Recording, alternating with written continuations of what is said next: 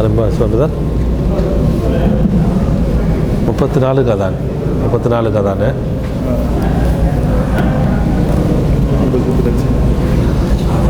அஸ்ஸலாமு அலைக்கும் வரஹ்மத்துல்லாஹி வபரகாத்துஹு. இன்னல் ஹம்தலில்லாஹி நஹ்மதுஹு வ நஸ்தஈனுஹு வ நஸ்தக்ஃபிருஹு வ நு'மினு பிஹி வ நதவக்கலு அலைஹி வ நஊது பில்லாஹி மின் ஷுரூரி அன்ஃபுஸினா வ மின் ஸய்யிஆத்தி அமாலினா.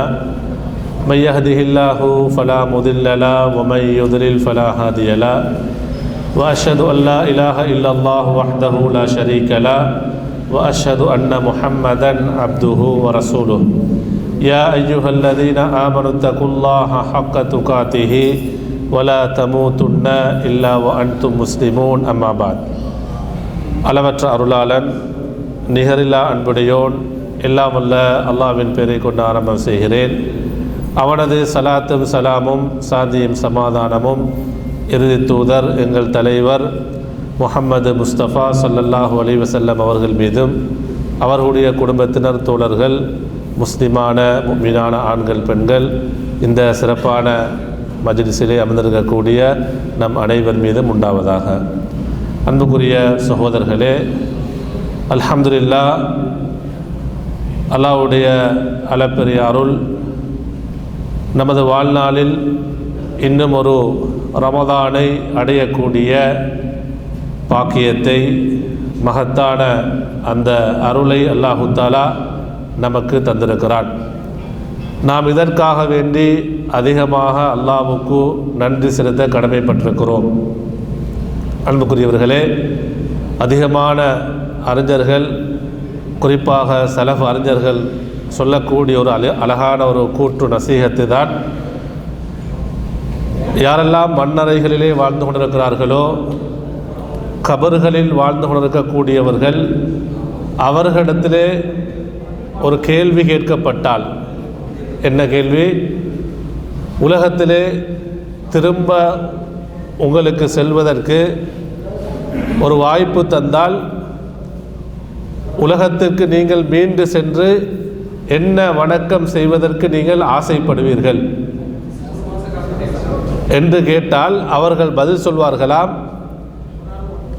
அல்லாஹு தஆலா அப்படியான ஒரு வாய்ப்பை நமக்கு தந்தால் ரமதானுடைய ஒரு நாளை சந்திக்கக்கூடிய வாய்ப்பு கிடைத்தால் நன்றாக இருக்கும் என்று ஆசை வைப்பார்களாம்.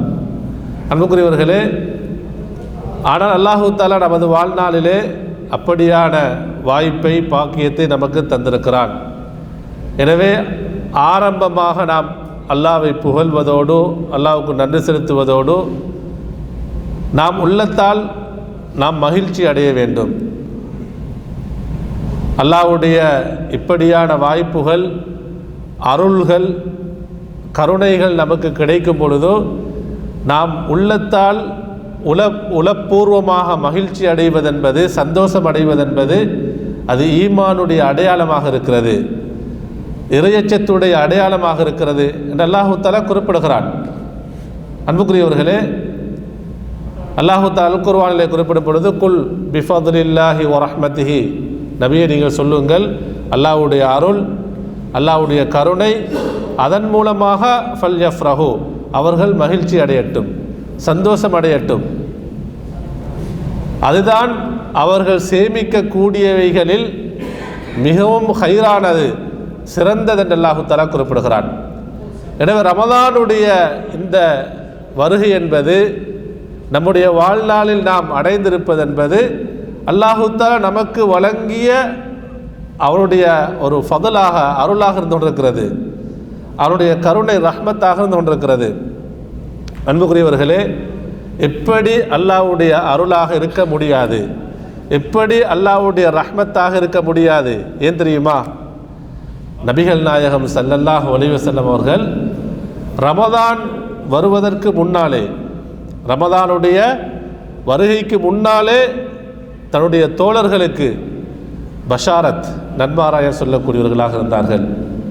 நாம் சஹீஹ் புகாரிலே வரக்கூடிய ஹதீஸ், இன்னும் ஏனைய ஹதீஸ் கிரந்தங்களை நாங்கள் படிக்கும் பொழுதோ நபி ஸல்லல்லாஹு அவர்கள் சஹாபாக்களை பார்த்து சொல்வார்கள், தோழர்களே, அத்தாக்கும் ரமதான், இதோ உங்களுக்கு ரமலான் மாதம் வந்திருக்கிறது, உங்களை வந்து அடைந்திருக்கிறது.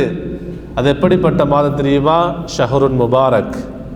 இது யார் சொல்லக்கூடிய வார்த்தை? சொல்லுங்க ரசூலுல்லாஹி ஸல்லல்லாஹு அலைஹி அவர்கள் சொல்லக்கூடிய வார்த்தை. வஹியுடைய அல்லாஹ்வுடைய இறை செய்தியாக சொல்கிறார்கள். அத்தாக்கும் ரமதான் மாதம் வந்திருக்கிறது. எப்படிப்பட்ட மாதம் தெரியுமா? ஷஹருன் முபாரக். அது அருள் நிறைந்த பரக்கத்து பொருந்திய மாதமாக இருக்கிறது. ஏன் அருளுக்குரிய மாதம், ஏன் பரக்கத்துக்குரிய மாதம் தெரியுமா? தொடர்ந்து அதற்குரிய காரணங்களை அல்லாஹ்வின் தூதர் ஸல்லல்லாஹு அலைஹி வஸல்லம் அவர்கள் குறிப்பிடுகிறார்கள். அந்த மாதம் எப்படிப்பட்ட அருள் நிறைந்த மாதம் தெரியுமா?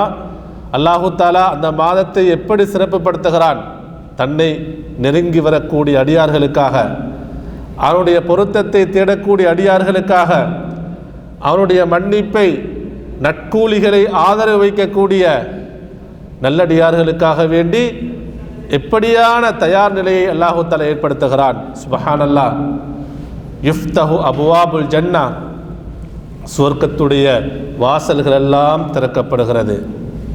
அல்லாஹு தஆலா இன்னும் ஒரு ஹதீஸிலே வரும்பொழுது, ரமதானுடைய முதல் நாள் வந்துவிட்டால், நம்ம ரமதானுடைய முதல் நாளை என்ன செய்கிறோம்? சொல்லுங்க, நிறைவு செய்ய போகிறோம். அப்படியா இல்லையா? ரமதானுடைய மாதத்தை நாம் அடைந்து முதல் நோன்பையும் அல்லாஹ்வுடைய அருளினால் நோற்று அதை நிறைவு செய்யக்கூடிய சந்தர்ப்பத்தில் இருக்கிறோம் என்றால், நேற்றைய இரவு தான் ரமதானுடைய வருகை முதல் இரவாக இருக்கிறது. இப்போ நபியாக சொல்கிறாங்க, அந்த இரவு வந்து விட்டாலே, முதல் நாள் வந்து விட்டாலே அல்லாஹு தஆலா சுவர்க்கத்துடைய வாசல்களை எல்லாம் திறந்து விடுகிறான். சுவர்க்கம் என்பது எவ்வளவு மகத்தானது! நாம் உலகத்திலே அல்லாஹ்வுக்காக வேண்டி செய்யக்கூடிய ஒவ்வொரு வணக்க வழிபாடுகளும் எதற்காகவே நாம் செய்கிறோம்?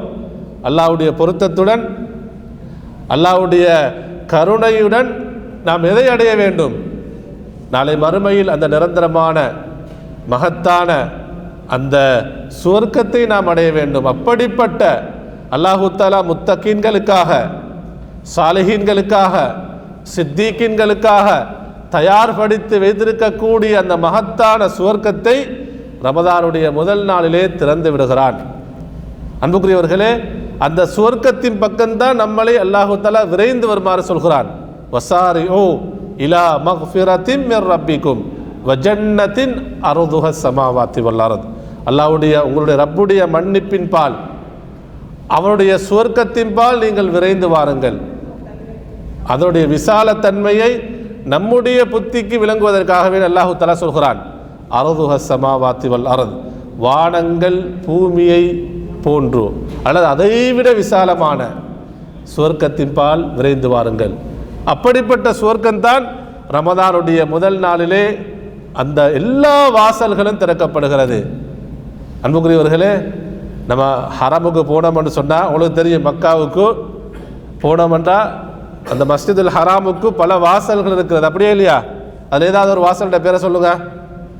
நீங்கள் உம்ராவுக்கு போகிறீங்க, மக்காவுக்கு போகணும், கஅபாவை நெருங்கணும்னு சொன்னால் எந்த வாசலோட போகணும்?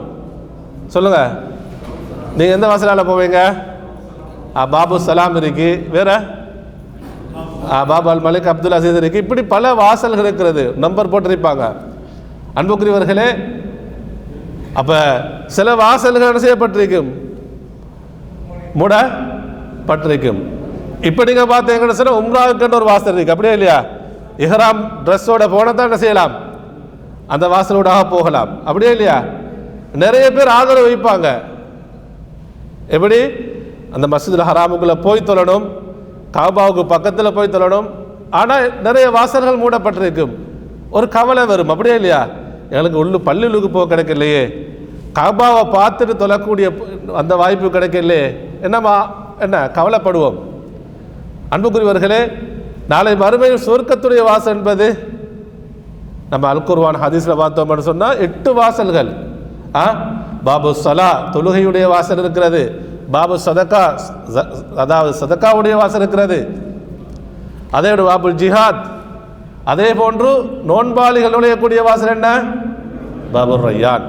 அல்லாஹு தஆலா அந்த வாசலூடாக சொர்க்கத்தில் நுழையக்கூடிய பாக்கியத்தை எனக்கும் உங்களுக்கும் உங்கள் அனைவருடைய குடும்பங்களுக்கும் அல்லாஹு தஆலா நசீபாக்க வேண்டும். அல்லாஹு தஆலா இப்படியான வாசல்களை திறந்து விடுகிறான். சுவர்க்கம் என்பது எவ்வளவு இன்பகரமானது. நபி ஸல்லல்லாஹு அலைஹி வஸல்லம் சொன்னாங்க, நாளை மறுமையில் நரகத்திலிருந்து கடைசியாக சுவர்க்கத்துக்கு செல்லக்கூடிய மனிதன், அப்போ அவன் பாவங்களோட மரணிச்சிருப்பான். ஆனால் ஈமானுடன், அல்லாஹ்வுக்கு ஷிர்க் வைக்காமல், இணை வைக்காமல் ஈமானுடன் மரணித்திருந்தால் அந்த மனிதனும் நாளைக்கு என்ன செய்வான்? நரகத்தில் தண்டிக்கப்பட்டு நரகத்திலிருந்து வெளியேற்றப்படுவான். இப்படி நரகத்திலிருந்து வெளியேற்றப்படக்கூடிய கடைசி மனிதன். அப்போ அவர் எங்கே போவார் சொல்லுங்க? எங்கே போவார்? சுவர்க்கத்துக்கு தான் போவார். அப்போ சுவர்க்கத்துக்கு கடைசியாக செல்லக்கூடிய மனிதன், நரகத்திலிருந்து கடைசியாக வெளியேறக்கூடிய மனிதன், இவர் தான் சுவர்க்கத்துக்கு கடைசியாக செல்லக்கூடிய மனிதன். இவருக்குத்தான் சுவர்க்கத்திலே கடைசி அந்தஸ்து அல்லாஹு தஆலா வைத்திருப்பான். அந்த அந்தஸ்துகளை, அந்த தரஜாக்களை பற்றி நபி ஸல்லல்லாஹு அலைஹி வஸல்லம் சொன்னாங்க, சுவர்க்கத்துக்கு கடைசியாக செல்லக்கூடிய மனிதனுடைய தரஜா என்ன தெரியுமா? உலகத்துடைய இதைவிட 10 மடங்கு அல்லாஹு தஆலா என்ன செய்வான்? சுவர்க்கத்திலே பல இன்பங்களை அவருக்கு கொடுப்பான்.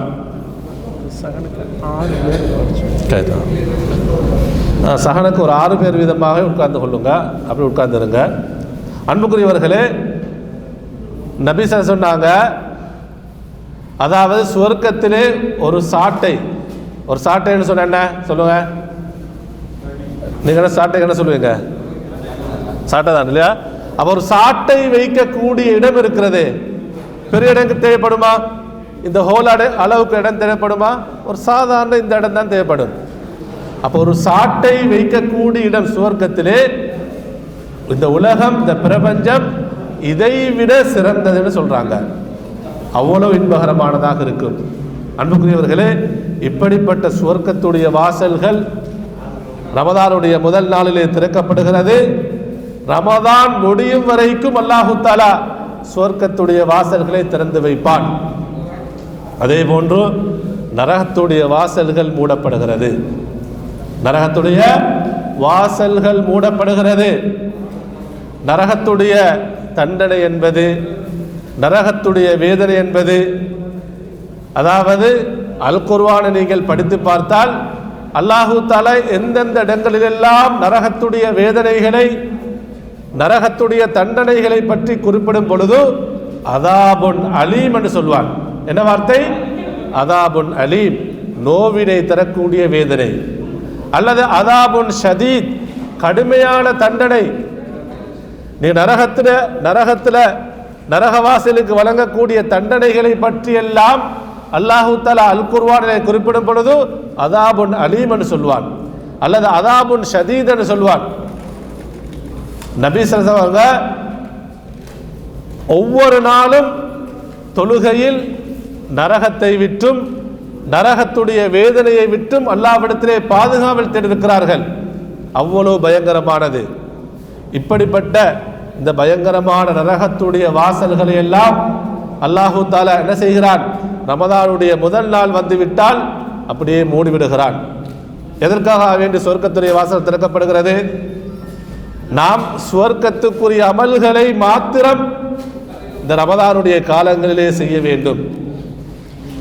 நரகத்துக்கு இட்டு செல்லக்கூடிய எந்த ஒரு காரியத்தையும், எந்த ஒரு பாவத்தையும் நாம் செய்துவிடக்கூடாது என்பதற்காக. அதே போல் நபி அவங்க சொல்றாங்க, வகுல் அதாவது வசுஃபிதத் ஷயாத்தீன், ஷைத்தான்கள் விலங்கிடப்படுகிறார்கள். உண்மையிலே இந்த உலகத்திலே ஒவ்வொரு அடியானுக்கும், ஒவ்வொரு முஃமினுக்கும், ஒவ்வொரு முஸ்லிமுக்கும் சொர்க்கத்துக்கு போவதற்கு யாரு தடை சொல்லுங்க? ஷைத்தான் ஒரு பெரும் தடையாக இருக்கிறான். ஒவ்வொரு அடியானும் நரகத்துக்குரிய அமல்களை செய்வதற்கு ஷைத்தான் ஒரு காரணமாக இருக்கிறான். அப்படியே இல்லையா?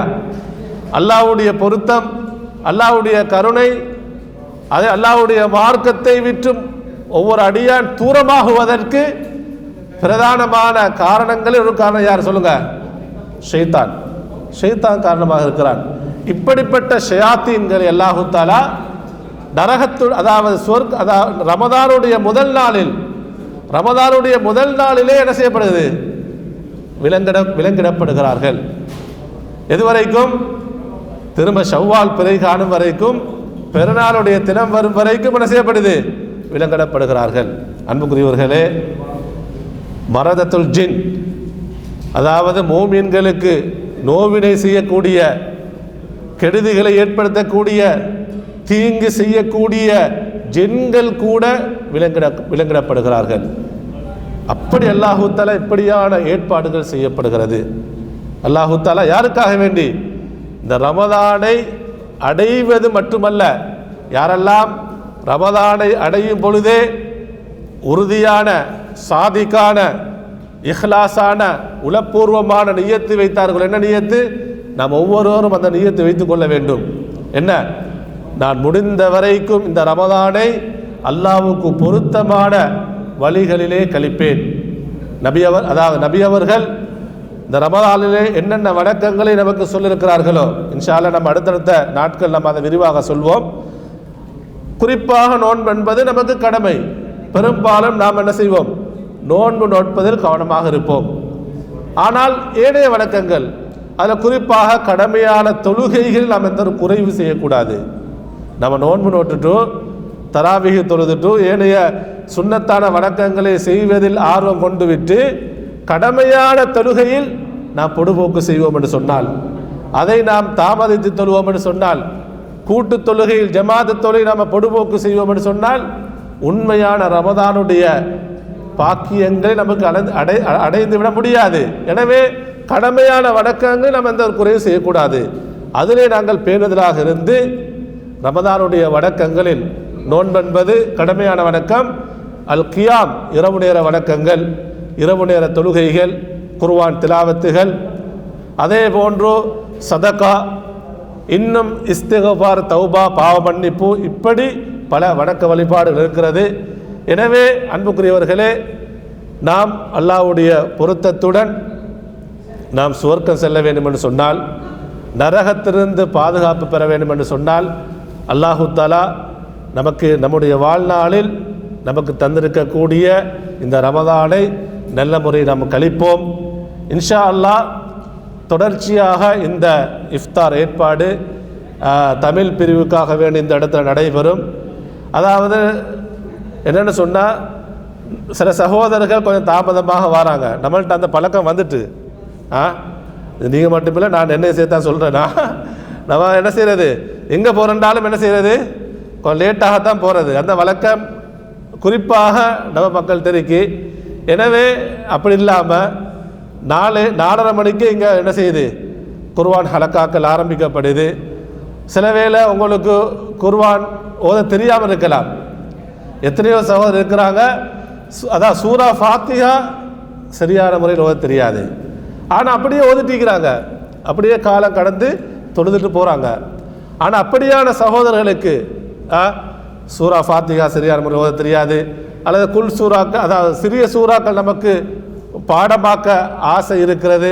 அப்படியான சந்தர்ப்பம் நமக்கு இல்லை என்று இருக்கக்கூடியவர்கள், அதாவது ரமதானுடைய முதல் நாளிலிருந்து கடைசி வரைக்கும் இந்த இடத்துல வந்து 4:30, அதாவது 4:15 5 மணி வரைக்கும் அந்த குர்ஆன் ஹலக்கா, துவாக்கள் மரணம், தொழுகையிலாம் கட்டாயம் அவசியம் மோதக்கூடிய அதுக்கார்கள், திக்ர்கள், இது சம்பந்தமான ஹலக்காக்கள் இங்கே நடைபெறுகிறது. எனவே நம்ம ரமதானில் படித்து கொள்றதுக்கு ஒரு வாய்ப்பு இருக்கிறது. நமக்கு குர்ஆனை அழகான முறையில் படித்து கொள்றதுக்கு, தொழுகையுடைய திக்ர்களை கற்றுக்கொள்வதற்கு.